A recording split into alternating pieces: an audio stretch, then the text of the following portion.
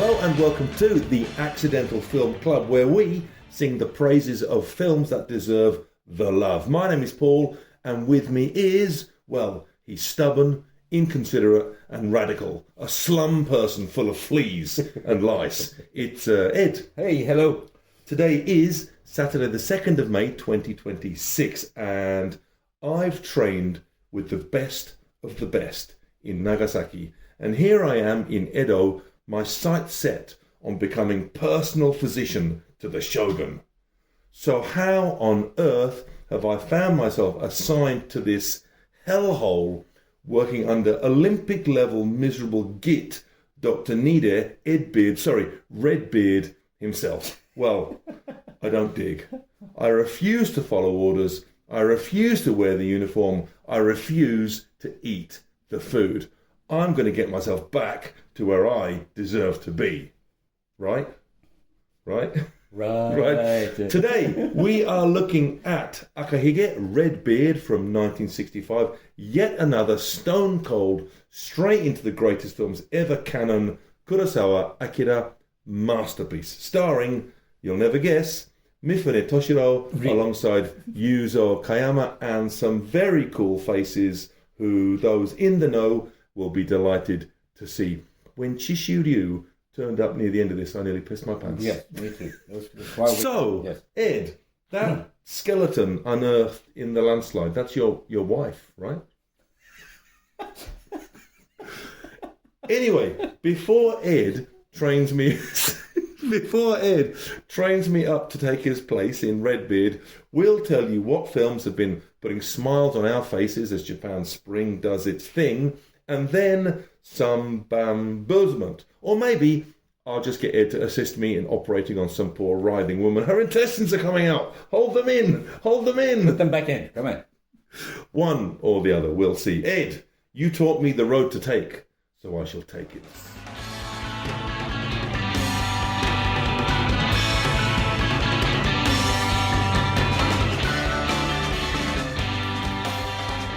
The weather today is gorgeous, and if it stays like this, there's going to be no staying indoors watching films. But thankfully, it was horrible these last couple of weeks. Yes. So what have you been watching? Weren't we lucky? With all that rain. At least I was lucky because, a little background here. The Count of Monte Christo is one of my all-time favorite books. And I'm sure, really? Yes, and I'm sure that is true to a lot of boys my age. I've read the book, right, and I liked it. I think maybe I didn't read it as as a boyhood adventure. I watched it later on. I read it later on, so maybe it didn't hit me like you. Oh, okay, all right. Go on, man, go for it. But that's okay. Dumbass is good. Yes. There you go. Shawshank Redemption quotes. Alexander, dumbass. So, anyways, the drama, the revenge, and the romance. I mean, I love it. I've seen a lot of adaptations. The Chamberlain one. The Kevin Reynolds one. I never have. Right, okay. I've read the book but not seen any of them. Right, but again, I'm a big sucker for that story. Right. And I guess like you, with James Bond. Oh yeah. I even like the bad ones. I even like the ones. Yes. And this is the newest entry, okay? The French version released last year is by far my favorite. Wow. So there's a very new version. Yes. I think it was Cannes Film Festival entry sort of a thing, and yes, apparently got a lot of attention, and that legitimizes it because I don't trust you. It's in the Cannes Film Festival, but it's kind of cool to actually see this adaptation in French, where the story takes place. Anyway. Of course, so it's kind of cool, and the French, they know how to spend their money because this is a big production with lots of bells and whistles. Big castles, big ships, big score, and a big running time. Oh. It took almost 3 hours to tell the story of Edmond Dantes, the man falsely accused of treason by his best mate and royal scumbag, Fernando. 20 years later, he's back as the Dark Knight of Monte Cristo. It doesn't get silly and modern and stuff, but there are disguises, there are schemes, and the cold calculated manipulation is done really well. So this is not a modern retelling. This is set at the time. Yes. Okay. Yes. It's the same. It's the same story. Good man. Again, but very well done. That combined, okay, we got all that stuff combined with the old school swashbuckling vibe makes this movie feel fresh and actually unexpected. It's kind of funny because I know the story. I know what's going to happen. Oh, yeah. And it happens, I'm still surprised. And that speaks ill of your... Maybe it does. Maybe it does. But I do not care. I had a great time. I'm glad to hear it. Actor Pierre Ninet plays the Count like he was an apparition, charming his enemies and frightening his long-lost love, Mercedes. Characters that were dropped in previous adaptation make their debut here, illustrating Edmond Dantes' obsession with revenge. I mean, how far he's actually going with his plan. It's just, it's quite dark. Again, this movie is big with a big cast, and amazingly, every actor was pitch perfect for their role. If you need a good Sunday adventure movie with a touch of darkness, And who doesn't? The Count of Monte Cristo is for you. Genie, man. Yes. Hey, listen. Maggie Gyllenhaal. Yes. Remember when we did Secretary back in the day? Oh, Great crap that was. Anyway, great. Maggie Gyllenhaal has directed a retelling, a reimagining of the Bride of Frankenstein tale called The Bride! Exclamation mark.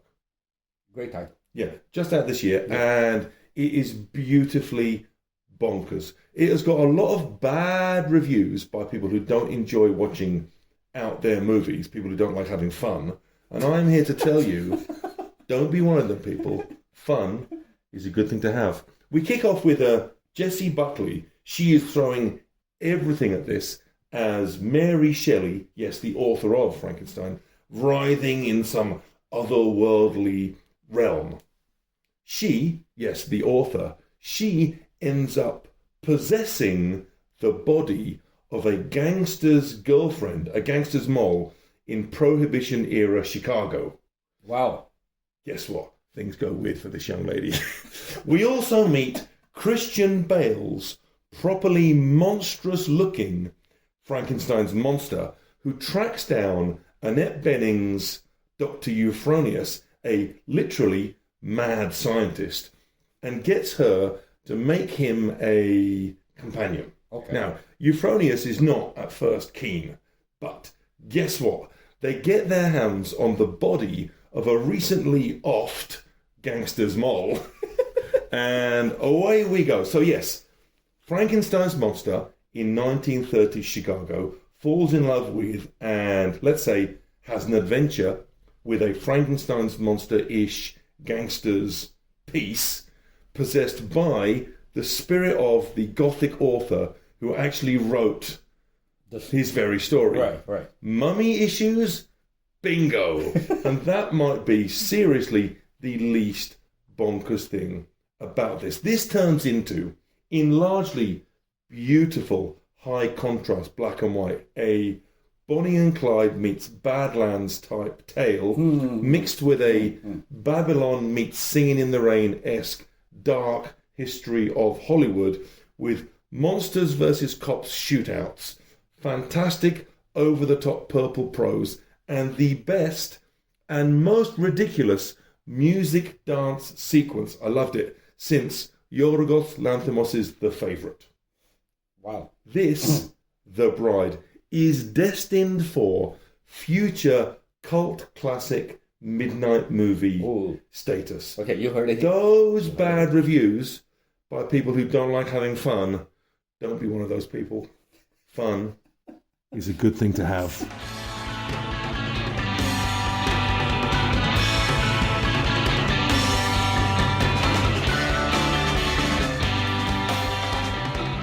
Life was going really well for young Dr. Yasumoto. Okay? On the path to reach the high heavens with an internship at the royal court. Cushy position, as you English people like to say. Hey.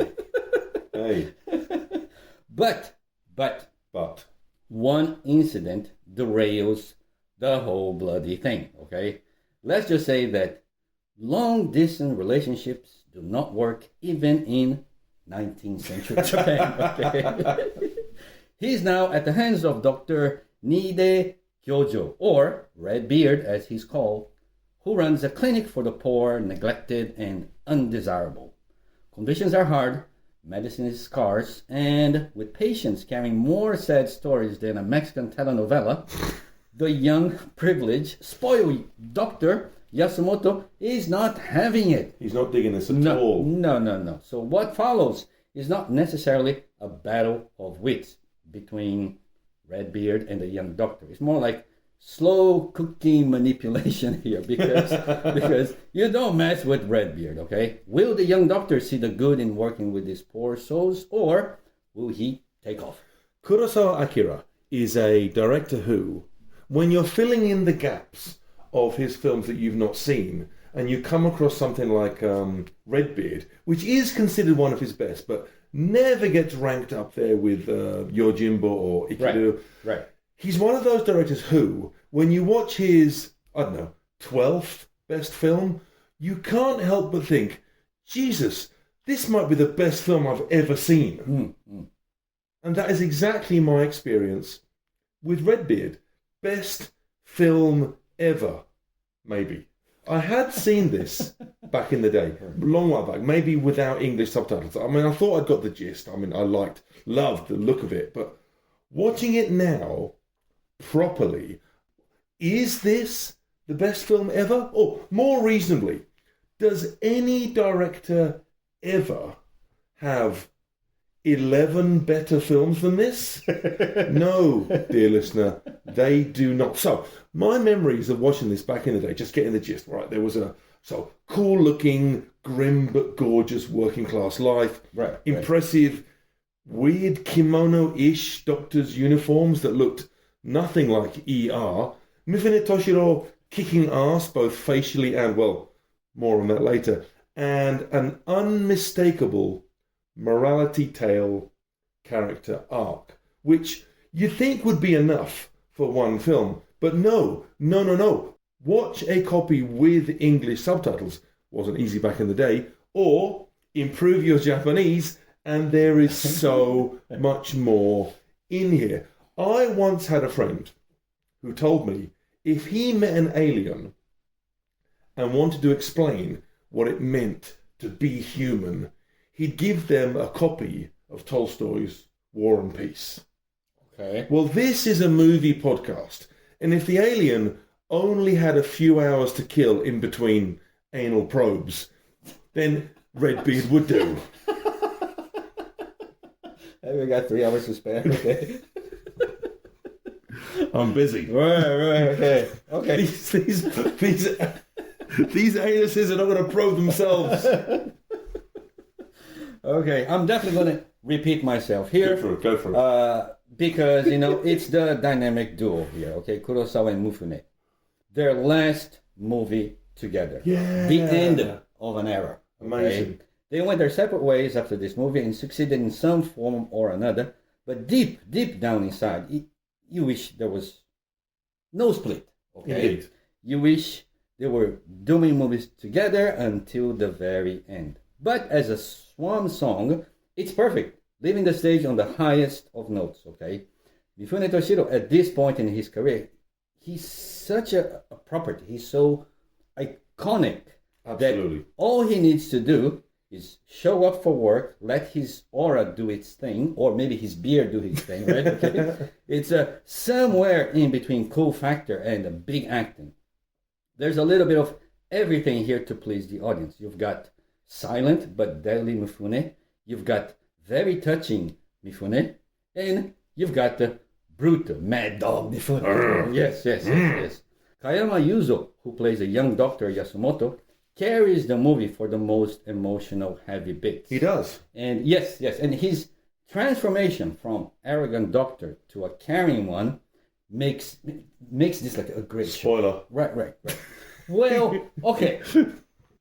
Perhaps a little bit. Perhaps a little bit, okay? But there's one scene where he breaks down that left me in pieces. Just one scene? But no, there's one particular scene, okay? That even thinking about it, it makes me a bit teary. Yeah. Right I now, bet. okay? I bet. Another, hands down, that's an amazing performance, goes to Nikki Terumi, who plays orphan girl Otoyo. Oh, she's lovely. She plays that role with such intensity and caring and heart that really blew my mind. On top of that, it also makes me wonder, why is she in other big movies? You know Was what she I not mean? in anything else? I don't think so. Yes, I mean, I checked like his filmography, but surely a star performance here. Shocking news. Mifune Toshiro, Redbeard himself, is not really the lead of this film. He really isn't. We open on a very Kurosawa-esque rear view shot of Kayama Yuzo walking into town, and he immediately looks cool. And it turns out he's a great lead with a perfectly handsome but not too handsome, cool, pure, hero with promise face. I like him. I liked him in every scene in this. But with our introduction to Mifune's titular Redbeard, cool, still, stern. Hey, I thought this wasn't a samurai film. He's samuraiing the hell out of this role. Mifune may not be the lead in this, but he is the star. I mean, to Reyes, he fills this film. Like the title character, his presence permeates every frame. Every second of his performance is typically Kurosawa meets Mifune-ishly brilliant. I mean, seriously, but to pick out just one moment, there is a patient who doesn't want her medicine. Right. And he goes to spoon feed her. She slaps the spoon out of his hand.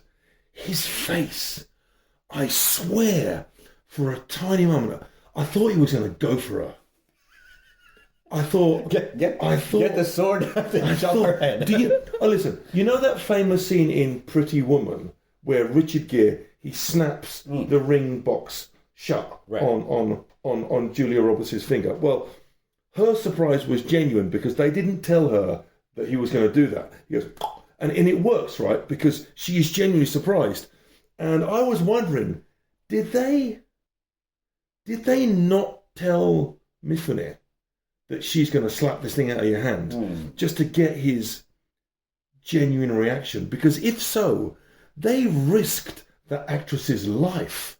I seriously thought for an instant, that look on his face, Genie Makaru. I mean, Mifune is brilliant, and he's brilliant in everything. And at one point, I can't believe I'm saying this, but it's true. At one point, our curmudgeonly, grumpy old local doctor turns into John Wick. Yes. That's the mad dog. Seriously. Yes. Just let that sit with you for a second. I mean, Kurosawa has drawn great performances out of everyone, some of whom are old Kurosawa hands. At one point, a fair way in, Tono Eijiro shows up, and Tono Eijiro has never been in a bad film. Briefly, we even get Ikiru's Shimura Takashi, and this is all enough to put a smile on any film lover's face.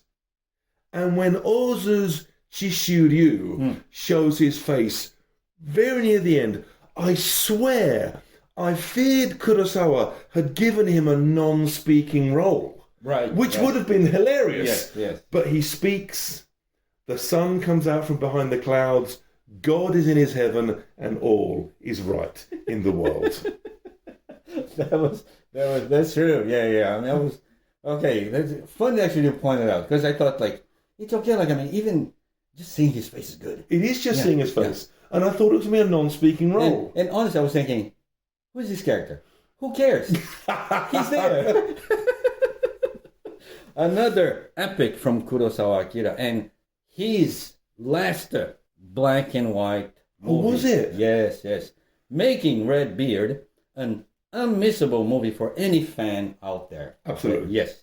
It's full of drama with stories within stories. There's an episodic quality to the movie. Oh. But for each story, he employs a different technique, either using an actor's performance to tell the whole story in often long, unbroken scene takes, right? Yes. And or he may just kind of take you out of the movie entirely and dramatize the whole thing, but not in that shabby little vignettes. No, they are little movies in their own right, I think. Shabby? Okay.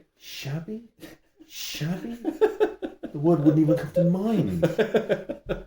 But again, they're movies in their own right, giving the same care and passion that he gives to the whole movie.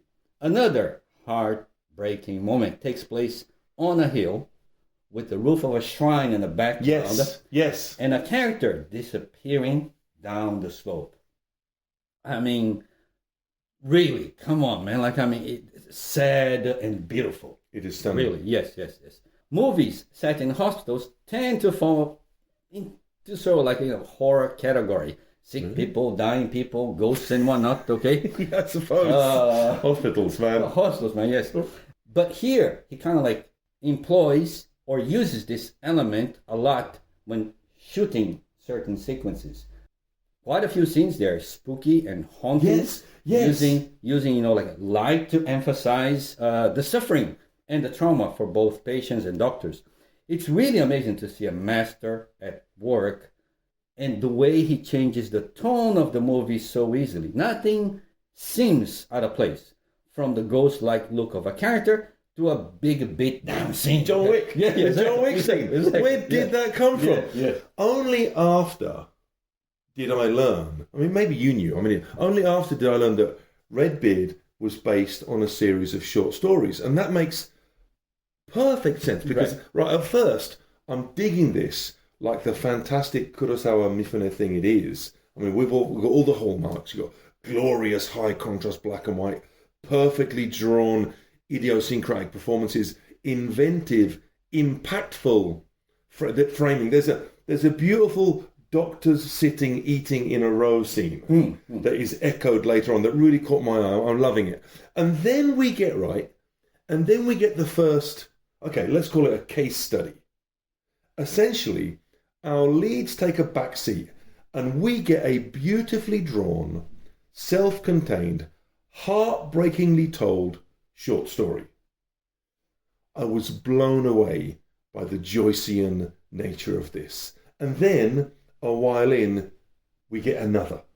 And it is even better. Now, I don't want to say that this is episodic because that sounds kind of negative. And this never feels like that. Right. But in the best way possible, this film feels like a whole series of ER or The Pit, but written by James Joyce and directed by Mizoguchi Kenji, who did all of those fallen geisha movies like Street of Shame. In its way, This is like the best Sunday afternoon movie ever. It is all in here and it is all glorious. Sunday afternoon with that and Monte Christo. Yes. A long Sunday. Exactly. A rainy Sunday. That's okay. Tomorrow's going to be sunny. It's going to be Don't rainy. say that, man. Don't say that. Okay, if you are in the mood for an inspiring story about a young, arrogant doctor who has a change of heart, and you do not want to watch Michael J. Fox, Doc Hollywood. I haven't seen that. I'm sure one of us is going to mention Patch Adams at some point. That's a direct remake. Okay, it is. Okay, then if you don't want to watch that, okay, if you don't want to laugh so much, okay, watch Redbeard. Redbeard is your next choice. Okay, do not feel intimidated by the running time. Every minute of that movie is worth watching. And yes, there's a lot of drama and sadness and misery, but it's also sell it, Ed, sell it. Come on. But it's also full of hope, laughter, and joy. You've got two giants of Japanese cinema operating at their peak. And maybe a little controversial to say this, but maybe this was like Kurosawa's last great film? I'm not going there. Okay. Paul declined to participate in this year. Anyways, Redbeard is nearly perfect. I could go on and on about this film. It's got the lot. It is everything from the sudden lighting and framing shifts that turn normal conversations into suddenly, like you said, ghost story looking things. Right. To scenes of, is this blackmail or is this love?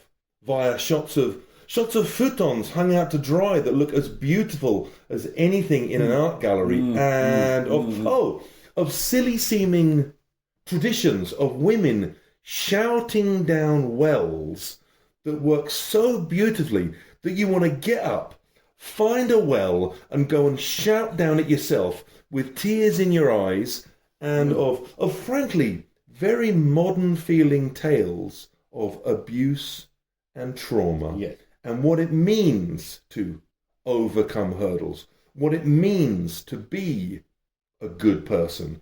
This is the Sunday afternoon, beautifully watchable, Dickensian, almost Christmassy epic that you've been looking for. And I hesitate to say all that because you say words like Dickens or Joyce or Mizoguchi, and you can find that sort of talk off-putting, like this is going to be dry and stale. No. Sod all that. This is like an entire arc of ER in 3 hours, but directed by the best filmmaker there ever was. And yes, Mifune Toshiro is cooler than George Clooney.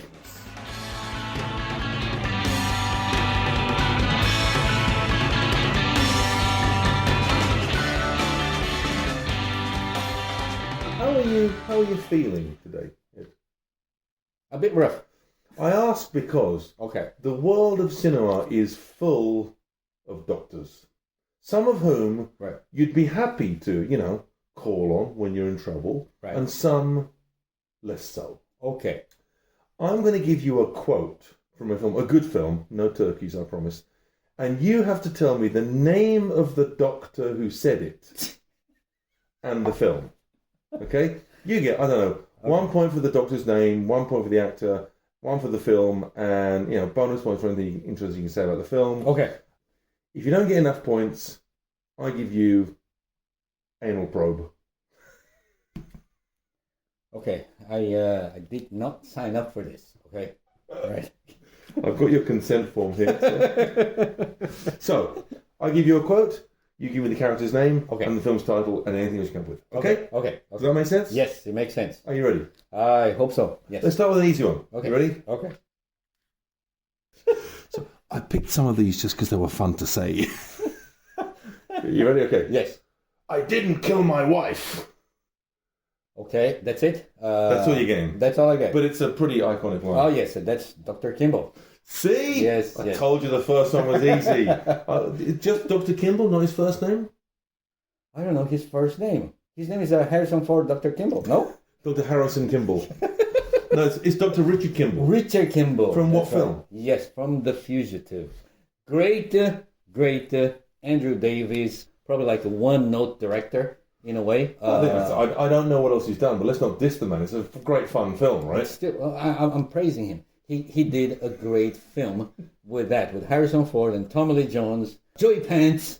Joey Pantolino with a ridiculous wig. A ridiculous wig. What the fun thing about The Fugitive is that, considering the kind of films we watch now, this was a proper, solid action thriller for grown-ups. Yes. With big stars in it that I guess earned loads and loads of money and was a big hit. You don't really get that sort of film anymore. And not only that, a very smart movie, actually, right? Yes, Well, it's a bit silly. It's a bit silly. Harrison Ford. Which part is... Okay, well, the story of the Fugitive is Harrison Ford comes home, finds his wife murdered by a one-armed man. Of course, we all know that one-armed man. He gets hunted down by Tommy Lee Jones, but he managed to avoid escape and hunt down the real killer and figure out the crime and who was the man behind it and unearth it and reveal who it was without ever being caught. While eating oranges. Yes. And looking exactly like Harrison Ford the whole time. No. He looked like Harrison Ford in The Mosquito Coast at the beginning. Yes. And then he looked like Harrison Ford the way he looks right now. Right, okay. Later on the film. Right. The Fugitive. Great disguise. It is great disguise. Come on. Okay, next one. You ready? Hey, okay, I like it. I got the first one, I'm happy. I give him the easiest one first. Okay, that sucks. Okay. The life of everyone on board depends on just one thing. Finding someone back there who could not only fly this plane, but who didn't have fish for dinner.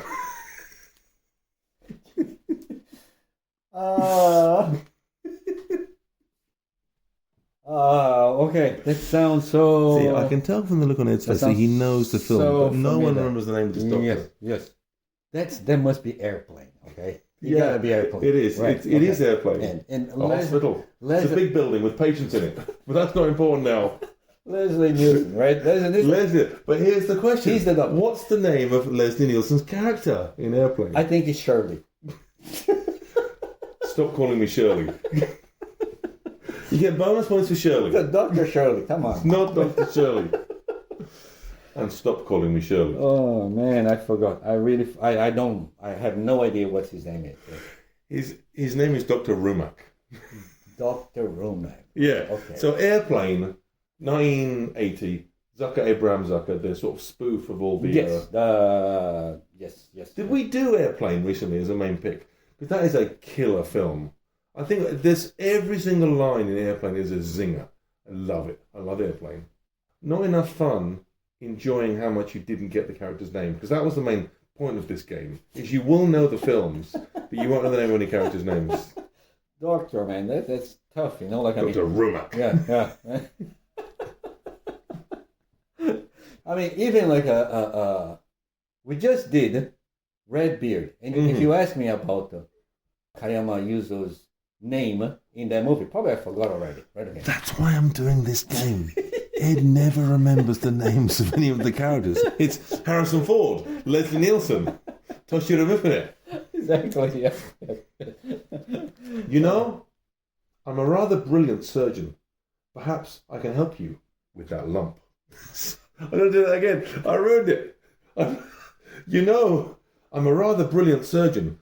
Perhaps I can help you with that hump. See, the problem with this quote is it's made a funny joke by the reply of the other character. Because he goes, you know, I'm a rather brilliant surgeon. Perhaps I can help you with that hump. And the guy goes, what hump?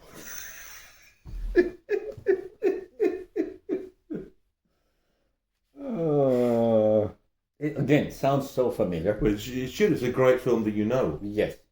Is it Steve Martin in it? No. No, but you're on the right lines. Okay. I would think about my recently seen The Bride is related to this film. Okay, it must be Mel Brooks. Young Frankenstein? Okay, so what's the name of the doctor? Well, Frankenstein. Frankenstein? It's pronounced Frankenstein. Frankenstein, okay. So it's pronounced Frankenstein. It's Dr. Frederick Frankenstein. Gene Wilder, okay, that's great. That's great. With our great Joe, right? What's his name? He plays a monster.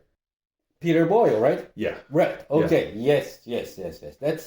There's a scene in that film, the putting on the Ritz scene in Young Frankenstein is echoed in The Bride, the new Maggie Gyllenhaal film. Oh, no kidding. Yeah, it's absolutely brilliant. Absolutely brilliant. Wow. Yeah. Maggie It's pronounced Gyllenhaal. Frankenstein. Frankenstein. Okay, how about this? You ready? Yes. Good night, you princes of Maine, you kings of New England. Stop that. Again. He knows who played the character, but no way on God's green earth No. does Ed remember the name of this I character. will never remember. Michael Caine in the Cider House Rules, right? Mm-hmm. Yes. Now, this is a film that I think has got a really bad reputation as being one of those films that won Oscars, but was actually a bit rubbish, and I liked it.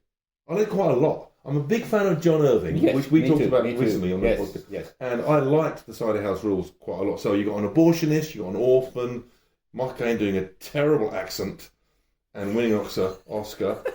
Toby Maguire, right? Yes. I liked it a lot at the time. I haven't seen it since. Charlize Theron. Yeah. Yes. But And I think it's Paul Rudd, actually. don't remember. Paul Rudd is her husband in that movie. Who comes back from the war crippled. The point is, Yes. the Doctor has a very John Irving-ish name. Nah. You're going to get an anal probe at this rate. Dr. Wilbur Larch. Wilbur Hey. Do you Yes. do you think fondly of the Sidehouse Rules, or is it one of those? I do. Okay, I do. I like it. Delroy Lindo is in it as well. Really? Yeah. Because Toby Maguire, he started there as a sort of like a helping hand, right? Mm-hmm. So he's working in the fields. Oh, right, of course. Right. So there's that subplot of Delroy Lindo's characters and the plantation workers there, and that's how he kind of got involved into medicine, because there's again, it's awful stuff. Again, Awful stuff. Very John Irving. Yep. Like, with the comedy, and he just like put some, 2-hour story there that's really dark, and he really do not need that, but he puts there anyway. Right? Yes. Oh, right. No, I do. Here's a doctor's name who you might remember. You ready? If it's, even George Clooney's character in the ER, Dr. Ross? Dr. Ross. Okay, I do remember that. By Grabthar's hammer, by the sons of Warvan, you shall be avenged. Stop it. He knows the Stop films. it. Right.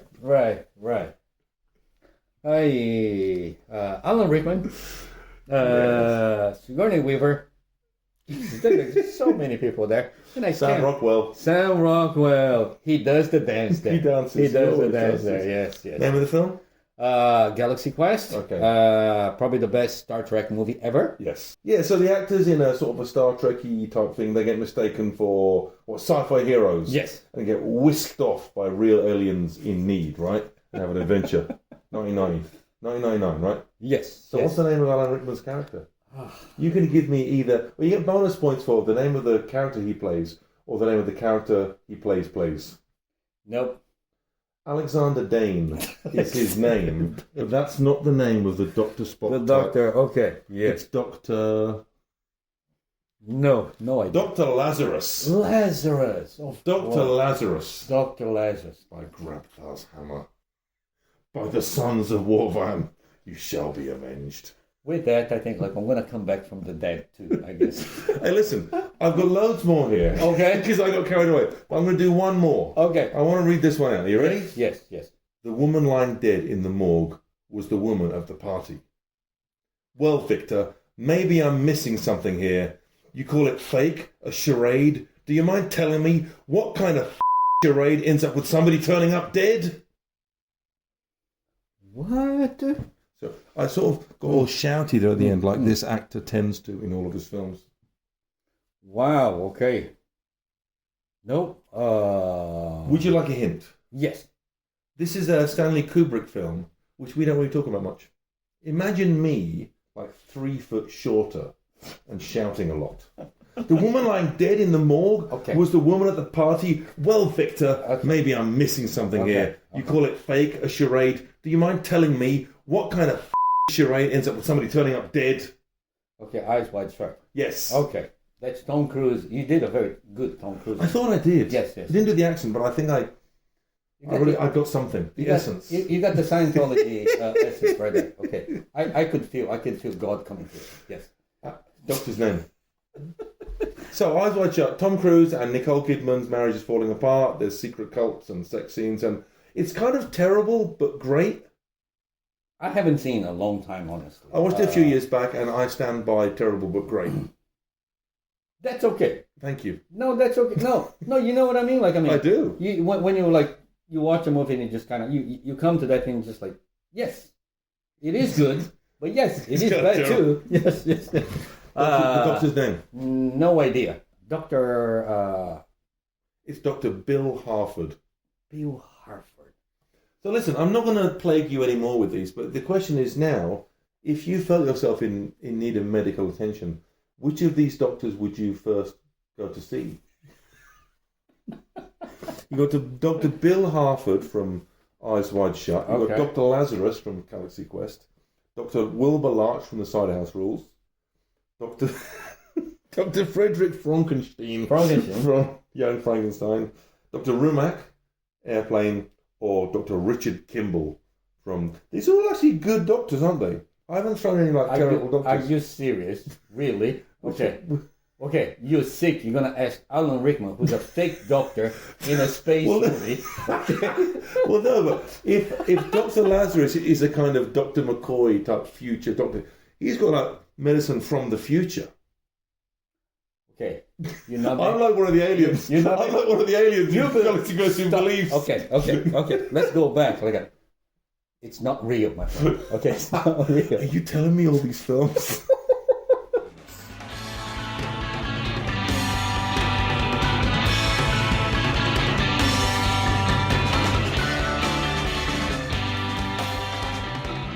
Thank you very much for listening. We are the Accidental Film Club podcast, recording during the holidays because, Because we care. I mean, those unseen classic movies we will not watch themselves, okay? Yeah. This week we went harder. We went Kurosawa, we went Mifune, we went Redbeard from 1965, where care is just as important as doctoring. Yes. Like Patch Adams. Like Doc Hollywood, yes. I haven't seen either of those films. Well, okay. You do know the names of the doctors already, right? Okay, so Robin Williams is Patch Adams. Yes. And Michael J. Fox is Doc Hollywood. Right. Okay, yes. Boom. Okay, yes, there you go. Right. Not a Western. Paul watched The Bride, bonkers reimagining of The Bride of Frankenstein. You say The Bride. Yes. I'm sorry. It has an exclamation mark, Yeah. right? The Bride. Yes. Okay. The Bride, bonkers reimagining of The Bride of Frankenstein. Okay. Story, yeah. And I watched your companion Sunday afternoon special, The Count of Monte Cristo from 2025. The French version, very good, love it. And that's it for us, and see you next time. Yeah, please do get in touch. You can contact us at The Accidental Film Club on Facebook, Instagram, or YouTube. On our next episode, we'll be having a look at James Caan as a top safecracker just out of prison in Michael Mann's Thief from 1981. Until then, thank you for downloading. Thank you for listening. We love you all. Poverty is a political problem, but what has politics ever done for the poor?